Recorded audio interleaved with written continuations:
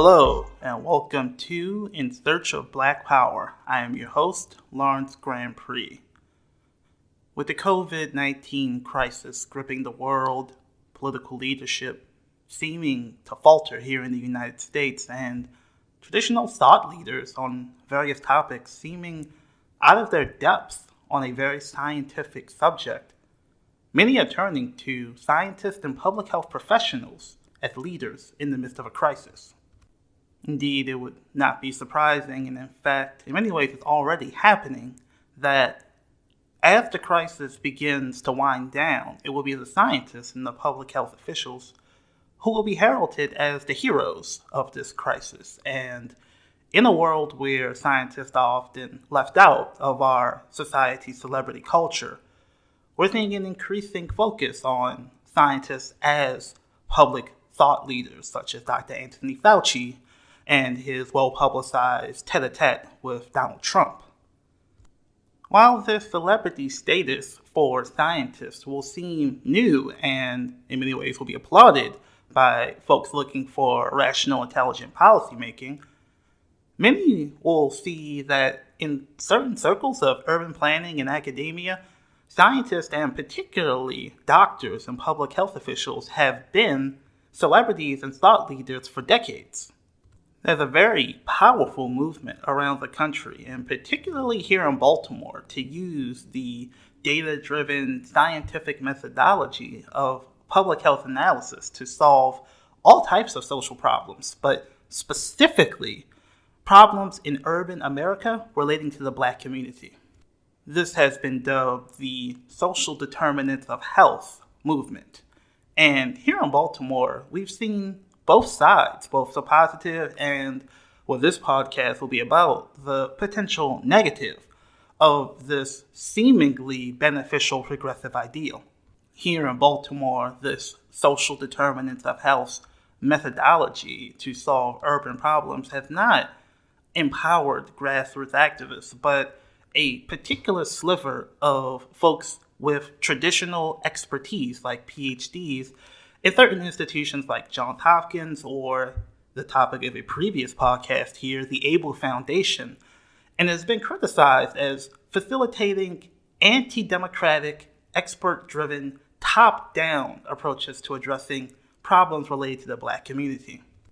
As we go through an international crisis where public health officials are correctly, in my opinion, being lauded for their effective analysis and response to an issue within their area of expertise, we here at In Search of Black Power wanted to tell you a story about the dangers of what happens when social policy is handed over to public health officials on issues which in many ways are outside of their direct area of expertise. With the knowledge that after this crisis is over, it's entirely likely that the social determinants of health approach will only be more popular given the popularity and success of public health officials. This is a story of the dangers of using the intellectual methodology and toolbox forged in an oppressive society to try to solve the issues of the oppressed.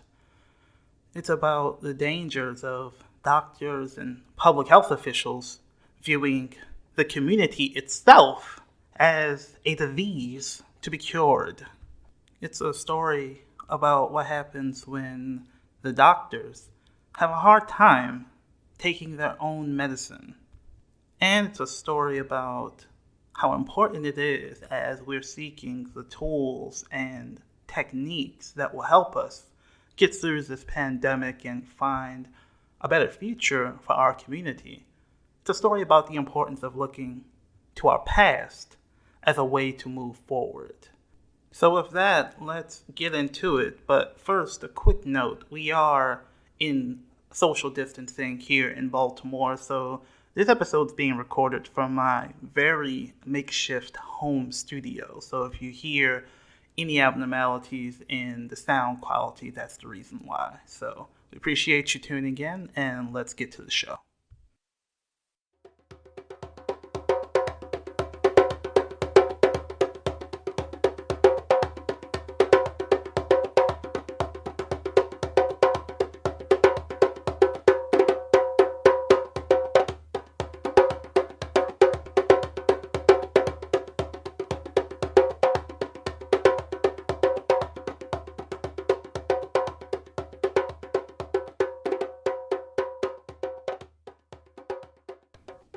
This is a big story, a sprawling story that's going to take us into different times and different places, but it's fundamentally a story about who gets to be seen as an expert on the issues facing Black people and the solutions to their problems. One of the things about challenging the assumed monopoly of expertise of doctors and public health officials around these issues of social problems is people will say, well, what's the alternative? If these folks aren't the experts, who are? And thus I thought it was essential that we start in the history of Africa, because many people would be surprised to hear that people of African descent, not only in general, had scientific advancements, but specifically around healthcare and public health. There is an extensive history of African innovation and methodological practice in this area. So I'm going to start by giving you a brief tour of some of the medical and public health history of ancient Africa. So I'm going to play some audio clips from former Rutgers professor Ivan Van Sertima, and I'm going to read some text from Yale Med School graduate and longtime Morehouse professor Charles Finch. A study of ancient Egyptian diagnostic methods reads disconcertingly like a modern textbook on physical diagnosis.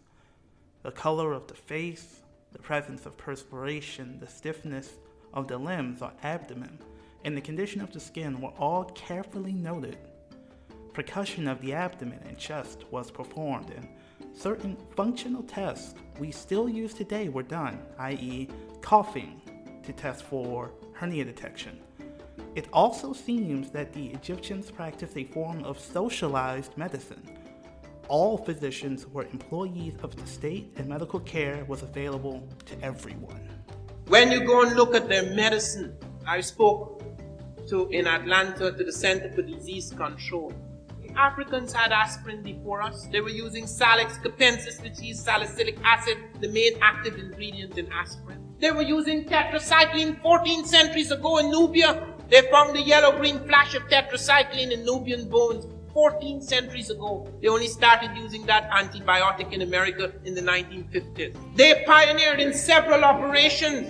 They pioneered in the cesarean operation. Dr. Finch has written a fine thing on the cesarean. At the time when that operation was experimental in Europe, and the mother was hale and hearty after 4 or 5 days. No woman survived the cesarean in Europe in the 18th century. None.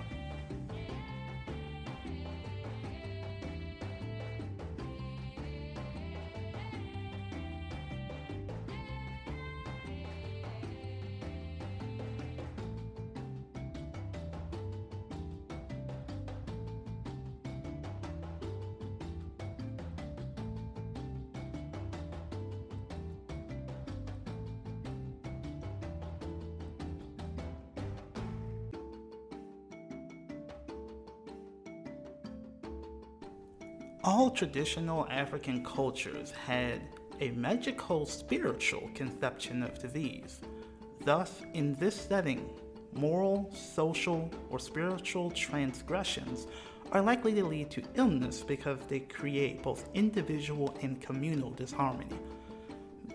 The traditional practitioner is intimately acquainted with the psychic, social, and cultural nuances of his people, and more than one commenter has acknowledged that the traditional doctor is often an expert psychotherapist, achieving results with his patients that conventional Western psychotherapy cannot. Though there is no single paradigm of medical practice that applies to all of Africa, many of the essential features of the various traditional systems are comparable and even identical. Among the Mano of Liberia, for example, all children's diseases, all obstetrics, and all of the everyday complaints are handled by women, particularly elderly women. Surgery, bone setting, and special diagnostic and therapeutic problems are handled almost exclusively by men. There is a pattern that repeats itself throughout Africa. Many Western-trained doctors concede that the traditional medical experts have a profound knowledge of the human body and anatomy. In some parts of Africa, it would seem that the traditional doctors had a firm grasp of some fundamental public health principles. In Liberia, the Mano developed an admirable quarantine system for smallpox. They were well aware of its contagious effects and set aside a sick bush for affected patients. The sick book approach would do a modern epidemiologist proud. This was a time when a manuscript represented centuries of learning, where there were few duplicates or no duplicates at all destroyed. And yet the fragments exist, so significant that we have 10 major medical texts in African languages. The first medical texts in the world are in African language. The first mathematical papyri, which you saw this morning, that's African. Those are the first. Even today, with all the destruction, we could still go back to the African documents and show them on a screen. The Ebers Papyrus, the Edwin Smith Papyrus, the Smith Papyrus, which is 1500 BC. They have chapters on helminthiasis, ophthalmology, gynecology, pregnancy diagnosis, circulation of the blood, the pulse, diagnostic percussion, all that, chapters, intestinal disease and all that 1500 years before Christ. Africans.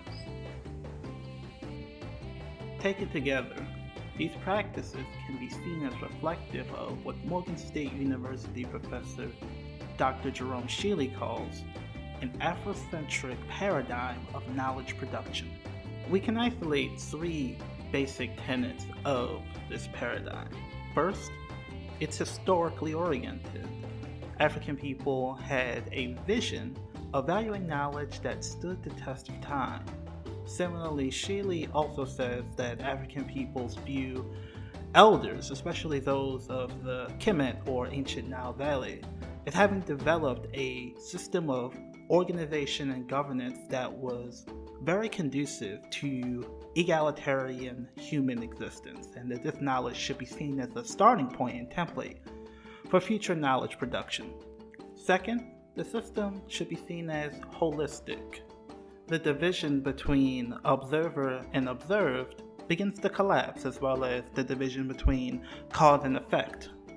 Linear or monocausal explanations of phenomena are rejected for more holistic analysis and seeks more holistic solutions. The ancient Kemetic practice of universalized medicine can be seen as an example of this more holistic orientation. Finally, Shealy says that this knowledge production system should be seen as synthetic, or a word that is often used by African theorists, diunital, as opposed to setting contrasting theories against each other in intellectual mortal combat. The African-centered knowledge production paradigm seeks to attempt to pull the best from contrasting and competing theories to achieve a more holistic solution that combines rather than sees theories as inherently antagonistic. This Afrocentric knowledge production paradigm can be seen as responsible for some of humanity's first and still most novel and innovative medical and public health interventions. So why haven't most people heard of it?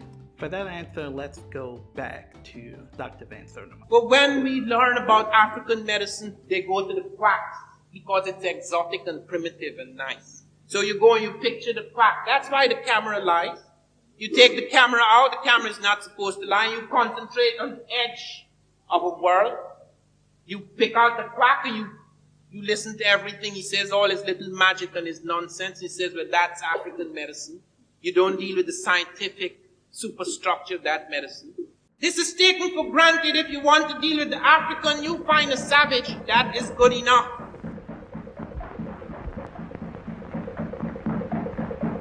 Women without scars or big lips haven't much value, and the father sells them for whatever he can get.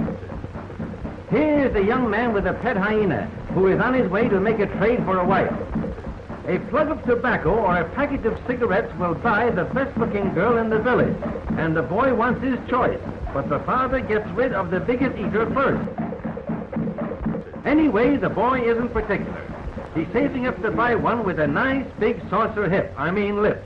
So this girl will do in the meantime. That audio was from a 1930 newsreel called Africa Speaks, and I believe is completely exemplary of what Dr. Van Serter is talking about.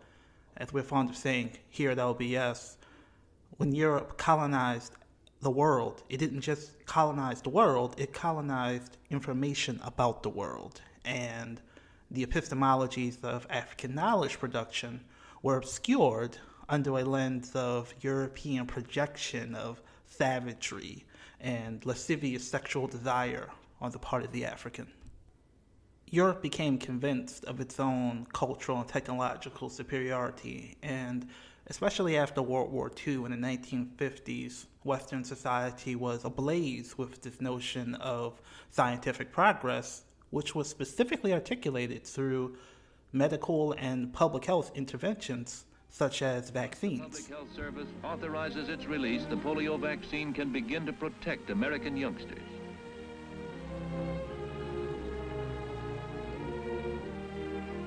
In 1955, over 10 million children received one or more injections of Salk vaccine, including this boy, the president's own grandson, David Eisenhower.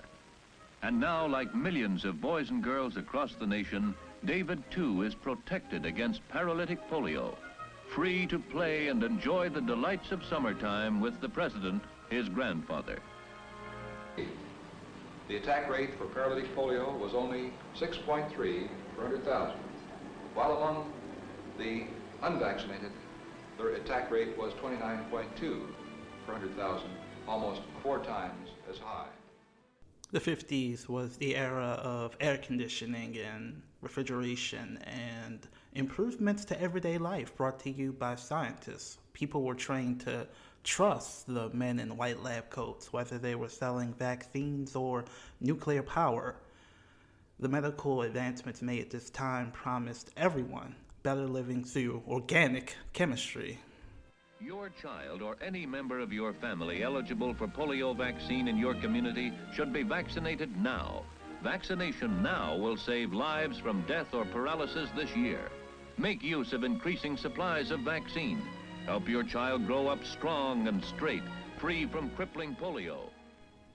As the Western world reaped this windfall of health benefits from vaccinations, they soon realized that in a globalized world, infectious disease could spread from the developing world all the way back to them, with a combination of noblesse oblige and Cold War realpolitik. Developed nations in the West began to bring immunization regimes around the world. Bradford faces a grim situation. The peril of smallpox lies over the city. No one can tell at this stage whether it will be checked. Of its 300,000 population, 8,000 are Pakistanis, and it was arrivals from that country over the Christmas period who developed the dreaded disease.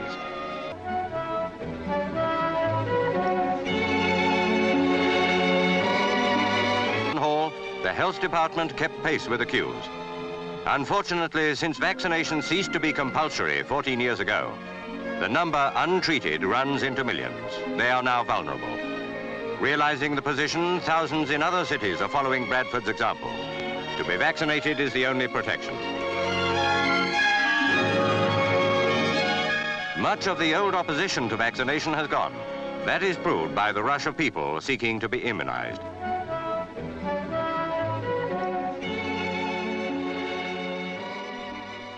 By the 1990s, several infectious diseases, such as polio and smallpox, which had ravaged the Western world, began to be almost extinct. But the Western world still saw that outbreaks of these diseases in the developing world could bring the diseases back to their doorstep and disrupt the functioning of global capitalism.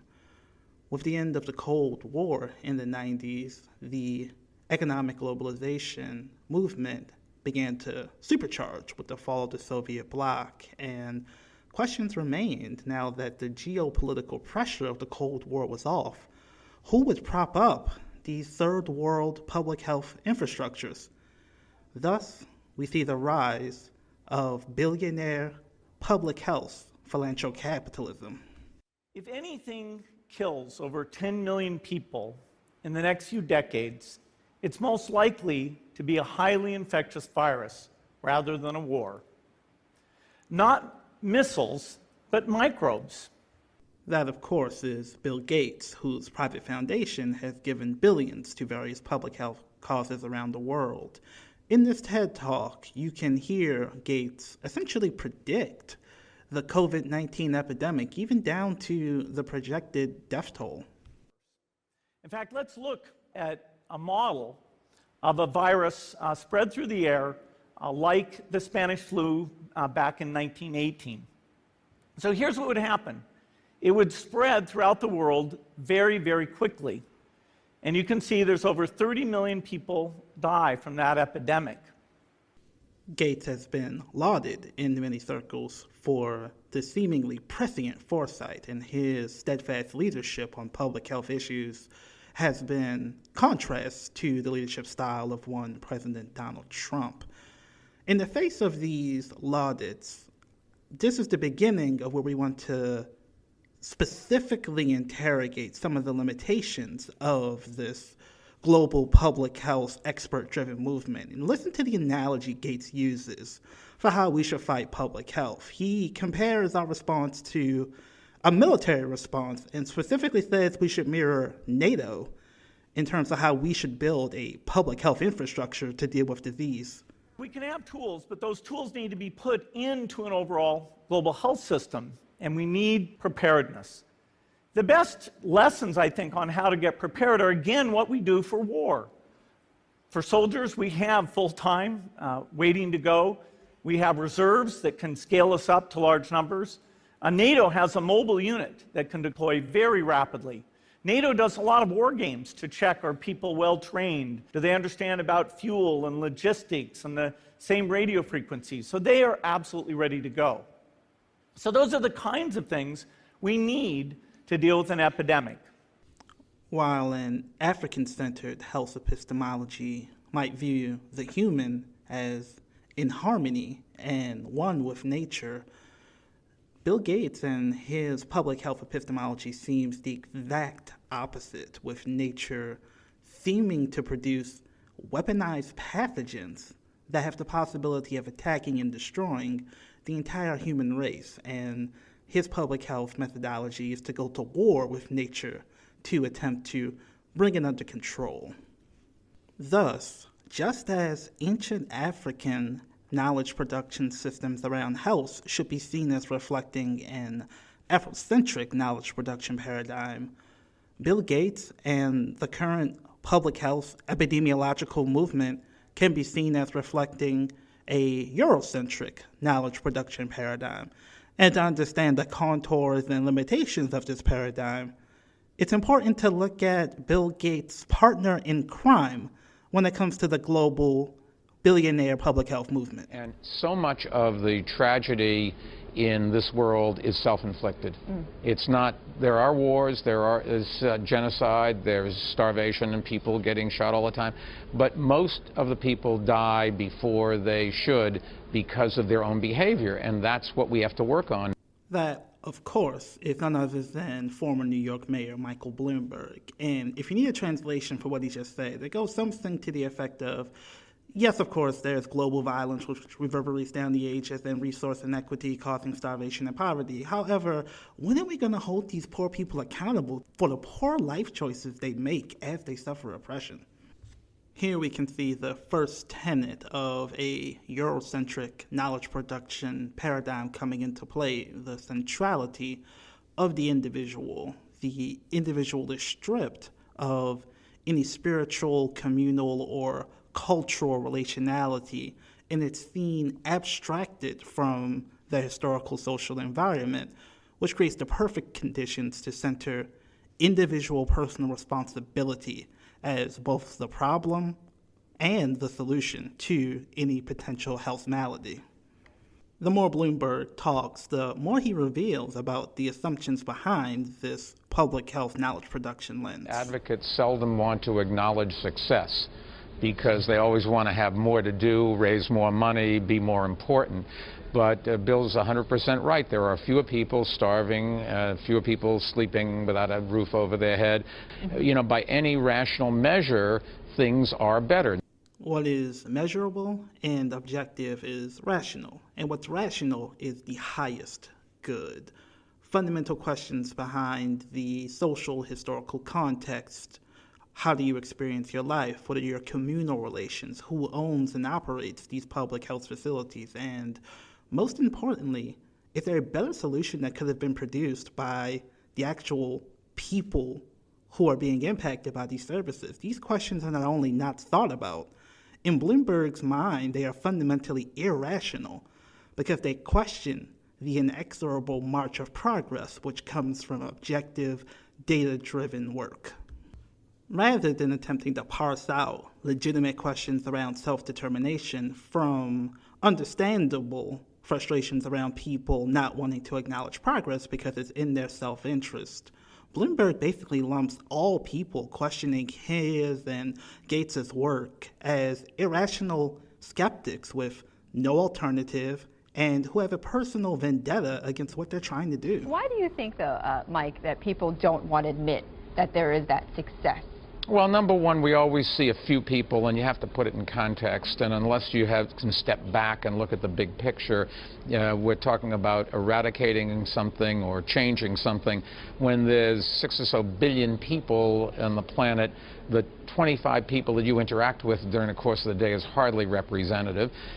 While the African-centered paradigm may ask you to peer into the psychological lives of your patients, the Eurocentric paradigm tells you they may be irrelevant. 25 people in the face of a 7-person population may not be statistically significant and risks missing the epidemiological forest for the trees. In the light of the history that this podcast began with, some of Bloomberg's statements are actually quite stunning in their historical ignorance. There are places there where there are no roads, so that if you need an operation, emergency operation, you just die. And we've been training people to do appendectomies and cesareans, which turn out to be relatively simple operations. But without that, everybody that needed one of those is not going to survive. And all through Africa and Latin America, we all have very similar problems. Just go to Haiti and look at the terrible tragedy that's taking place there. The world pledged all this money, and yet they're still there with diseases that I thought were eradicated, and living in tents, and not having the ability to be in charge of their own destiny and feed their families. And we've just got to get together and do things about it. It's hard to know exactly where to start with Bloomberg's analysis. He seems completely unaware that he is attempting to reintroduce the cesarean to societies that invented it. In his ignorance, the tacit superiority of Eurocentric science and medicine goes completely unquestioned and is completely naturalized. This is not simply a matter of morality. His assumptive logic has real material consequences for how this policy might be implemented. Inability to utilize the historic cultural DNA of African peoples, including the less hierarchical relationship between patient and doctor, and the assumption of universal human value, which leads to universal health care. These are completely absent from Bloomberg's analysis. This is a one-off technocratic intervention to strategically intervene in these particular individualized health incidents. Bloomberg's interventions can keep you from dying if you have a bad appendix. What they can't do is create a holistic, culturally framed, universal system of health, which the African-centered knowledge production paradigm is asking us to place at the center of these sort of interventions and analyses. Finally, Bloomberg shows a complete ignorance to the history of colonialism. One of the first things I learned as a critique of colonialism was that the transportation infrastructure in many African nations was built to facilitate colonial exploitation rather than commerce and travel by colonial subjects connecting the interior to the interior. This is the origin of the dynamic that Bloomberg is talking about. That's why they don't have roads in many interior parts of African countries. The roads were all built, and the railroads were built to facilitate extraction going unidirectionally to the seaports from where there were natural resources. Bloomberg's model not only does not challenge it, it essentially does the exact same thing. The only thing that matters for Bloomberg is getting these highly trained doctors into these rural areas. It's the same methodology, but in reverse. All of the expertise is from the West, and we simply have to bring them to these rural Africans. There is no conception or infrastructure built to connect Africans with Africans, to use indigenous African resources, and thus not only is it not rectifying the legacy of colonialism, it's exacerbating it. And this is most clearly seen in his complete misunderstanding of what's happening to Haiti.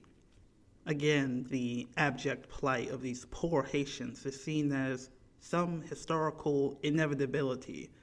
It is not seen as something intentionally and materially produced by Western nations having a backlash against the first nation on earth to have a successful slave revolt. He's correct in analyzing Haiti's lack of self-determination. What he fails to see is that this is intentional, a feature of a global society attempting to undermine a colony that was successfully liberated by enslaved Africans. This inability to understand that Haitian lack of self-determination is a feature of Western global capitalism, not a bug, explains why his solution to Haiti's lack of self-determination is we gotta go in there and do more stuff. He has no space in his mind to conceptualize Western NGOs going into Haiti, doing more things, is the exact reason why they lack self-determination in the first place. While this basic argument that Western aid is the problem and not the solution for developing nations is inconceivable for the likes of Gates and Bloomberg, it is obvious for a person who will become one of Bill Gates's most notorious critics. I don't agree with the message. Fundamentally, I don't think Africa needs more aid. I think it needs less aid. That's Zambian economist Dambisa Moyo. In her book, Dead Aid, she goes on to outline her analysis that while not all aid is bad, aid is insufficient at addressing the fundamental problems related to African poverty. There are three types of aid. The first type of aid is humanitarian aid, and I believe that's the sort of aid that would go towards a tsunami or an earthquake or flood. And I believe that there is a moral imperative as human beings and being part of a global community that we do act when those type of emergencies occur. The second type of aid is what you've just alluded to. It's the relatively small amounts of money that wealthy people might send to support a charity or an NGO. Can send a girl to school, for example, but it will never make these economies grow at the requisite levels of growth so we can meaningfully put a dent in poverty. And so it may be a good idea in the short term, but it's not going to help in the long term. And I very much view those type of interventions as Band-Aid solutions. Moyo saves her most vociferous critique for the third type of aid, government-to-government aid, which she argues not only abdicates governmental responsibility for fundamental problems, but allows the government to be complicit in outside forces essentially taking over large swaths of what should be governmental responsibility and potentially eliminating economic and social opportunity for Africans themselves to control and benefit from these essential institutions. And she has a great example related to public health, which demonstrates this point very well. You tell a very, very interesting kind of micro story to illustrate how aid can be a job killer rather than be unintended consequences. This is the story of the mosquito net maker in Africa. Yes. Relate that to our viewers. Sure. So it's very simple. I've been in a number of international conferences where usually a vociferous Hollywood star stands up and screams, oh, we've got to give mosquito nets to Africans. For malaria, of course. For malaria, yes, which of course is a very serious problem across the continent. And people, will dump mosquito nets that are made internationally into the African continent. But nobody ever stops to think that there are mosquito net producers on the African continent already, and very often by dumping free mosquito nets, you're putting them out of business. And more fundamentally, the question then becomes, why not use the money that you're using to buy the mosquito nets internationally? Why not invest that money so you can encourage the production of mosquito nets in Africa, and thereby creating jobs? Yeah, you make the additional point that once the mosquito net manufacturer goes bankrupt, there's no one around to fix the nets when they get holes in them, as they invariably do. This is a direct attack on the methodology presented by Gates and Bloomberg. This seemingly unquestionably good and beneficent act of giving free bid nets, Moyo turns it and explains how this not only produces a permanent dependency on the West, it undermines social and economic institutions that could be extremely beneficial for domestic Africans. Even in the face of the incident that would most seemingly justify foreign aid, the African AIDS crisis, Moyo remains unflinching in her desire to explain that these issues must be handled with accountability to domestic African people. I do sit on a charity that provides antiretrovirals in Africa, but I believe that the responsibility of education and healthcare, that responsibility is firmly on the shoulders of the African governments. It is not sustainable or desirable for us as a society to sit back in Africa and wait for donors and international community to provide us with healthcare and education, security and infrastructure. That is not sustainable, nor is it realistic. So yes, those type of interventions work and they're helpful. They're in the sense that they are a band-aid solution, but we've got a fundamental series of questions we should be asking. What happens in 10 years when those NGOs cannot provide HIV drugs to Africa? Do we have a contingency plan? What are African governments doing with the money that they've earned through the commodity boom? What is going to happen in years to come? Are African governments putting in place a plan to make sure that they are going to provide public goods to their people? These are the tough questions we need to ask. It's just not good enough for us to continue to beg or to wait for largesse from the international community to come to Africa.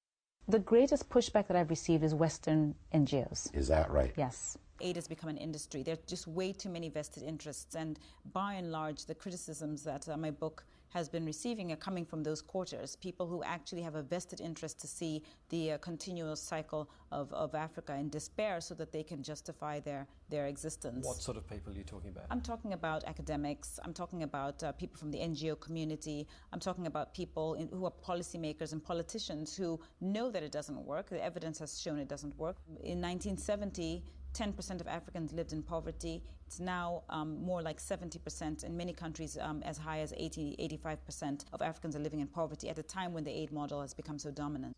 Here, Moyo interestingly mirrors Bloomberg in her critique of individuals who may be well-meaning but continue to claim that we need more money, we need more aid, we need more money, we need more aid.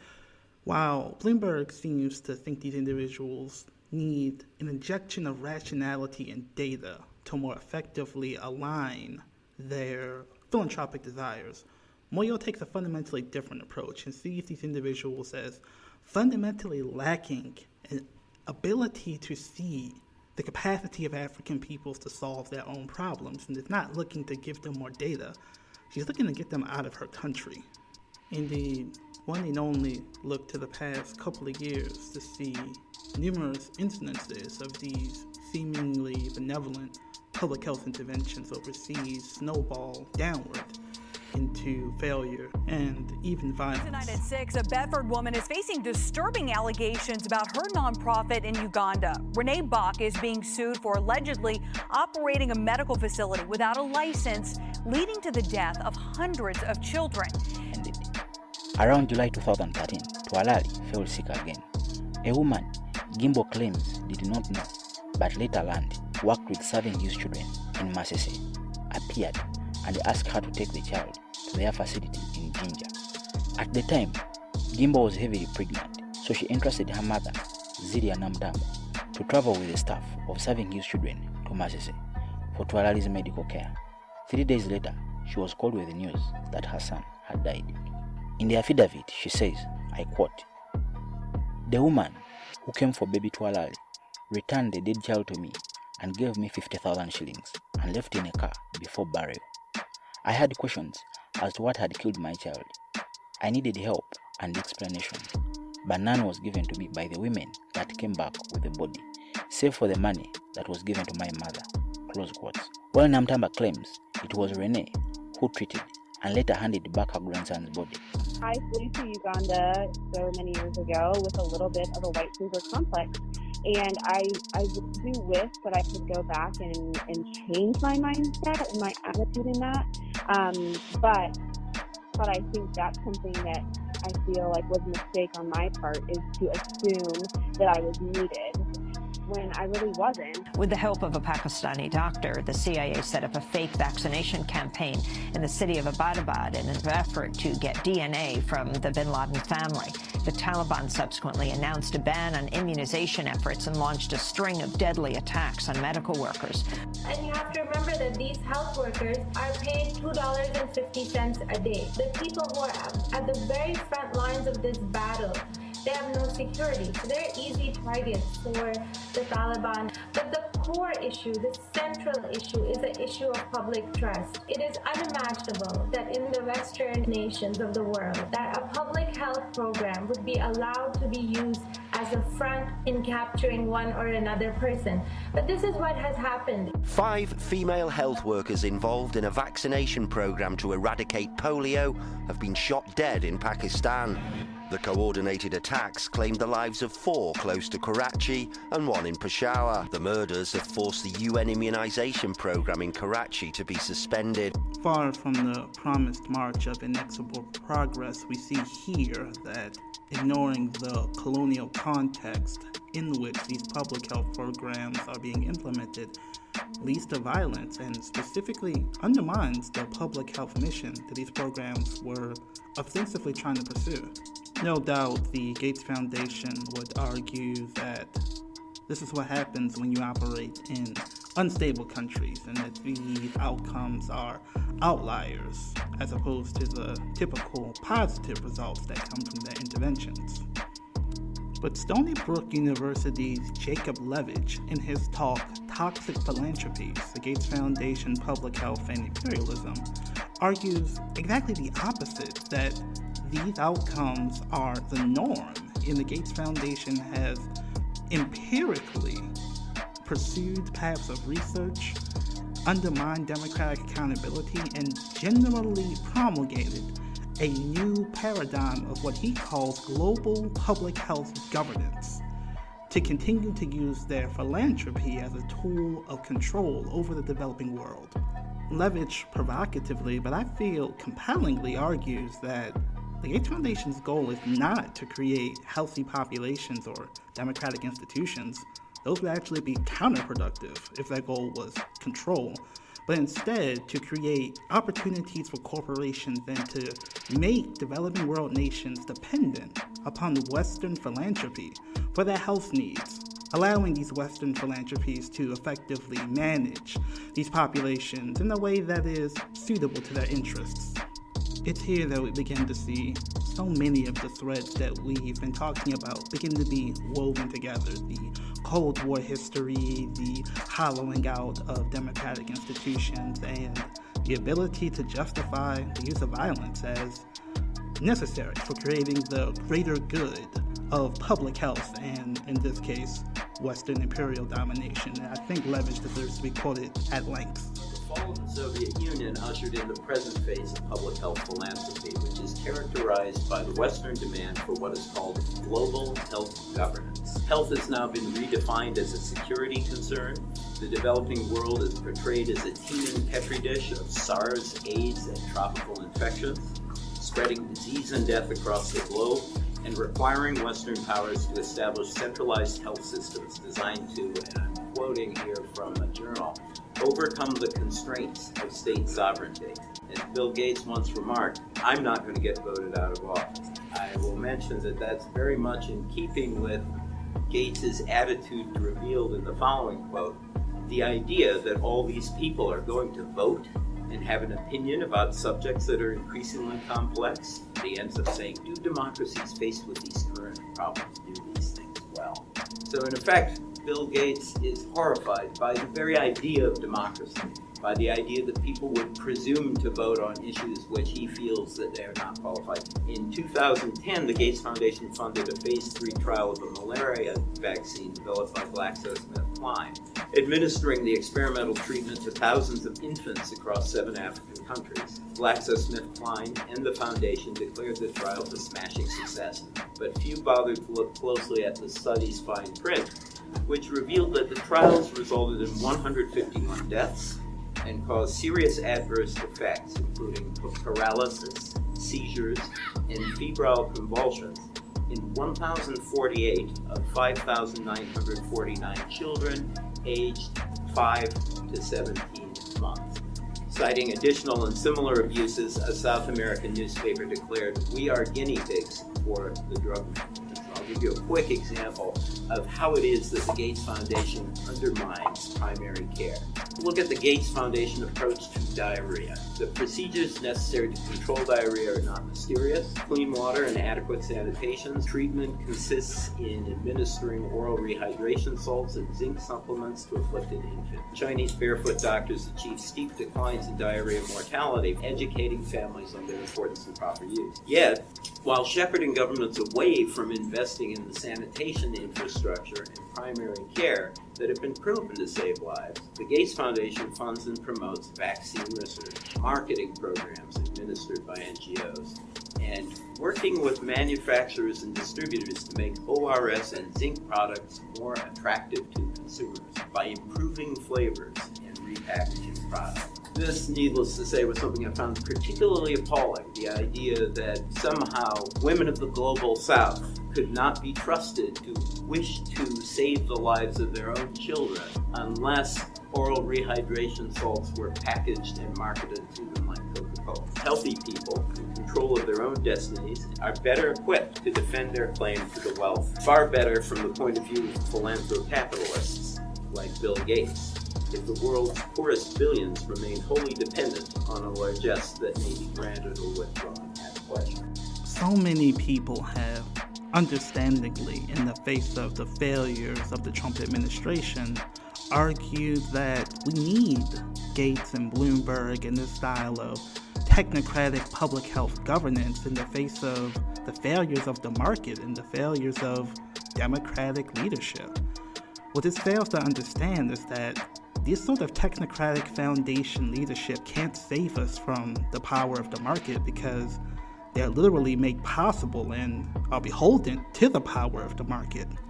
People talk about the need for nonprofits to do the research the market doesn't find profitable, and what Leverage makes us understand is foundations are doing this research to create something which they can turn into something which is profitable, and even if that's not the goal, without robust public health systems and robust nutrition and robust communities, we won't be able to defend ourselves from any pandemic because our communities simply won't be strong enough to have the social immunity which allows us to survive. Gates and his people are not only not interested in funding this sort of robust social democracy, they're genuinely afraid of it because they feel the power in the hands of the unenlightened masses will be counterproductive to their vision of technocratic governmental control.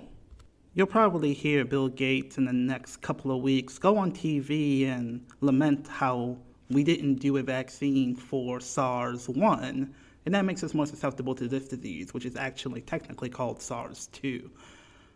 What Gates won't do is call for the nationalization or genuinely taking the profit motivation out of medicine in general and allowing democratic institutions to have control over this research, because that will eliminate the profit motivation in the partners which his foundation is actively courting and supporting.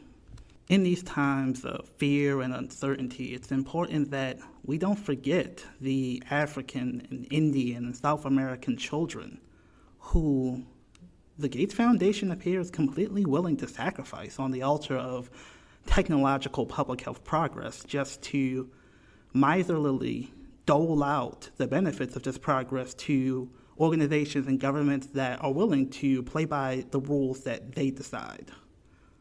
Recent uproar around the proposed testing of a COVID-19 vaccine in Africa and the burning down of a COVID-19 facility in Liberia shows that these concerns over who defines progress and who controls the health infrastructure are not distractions from our current moment.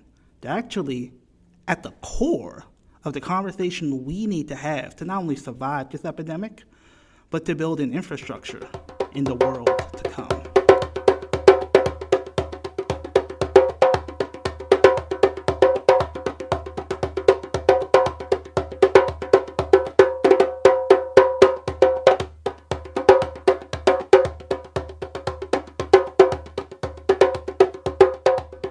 Thank you for listening. I'm going to go ahead and stop there. I actually had not intended for this episode to be a two-part episode, but given the amount of time I've had to do research and the amount that we have to cover, this is clearly going to have to be a two-parter.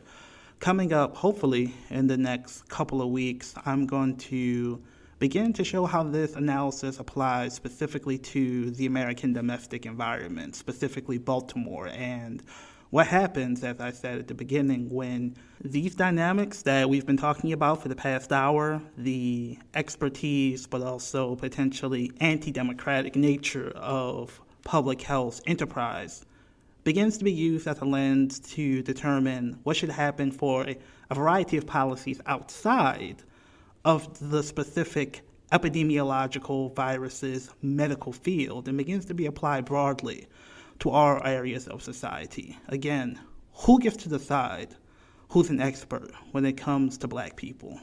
And what we'll find is, as happens to Africans on the continent overseas, so often happens to African Americans here in the United States. But that's an issue for the next episode. And we thank you. Everybody, please stay safe. Continue to practice physical distancing, but of course you do not have to socially isolate yourself just because we're here in a pandemic.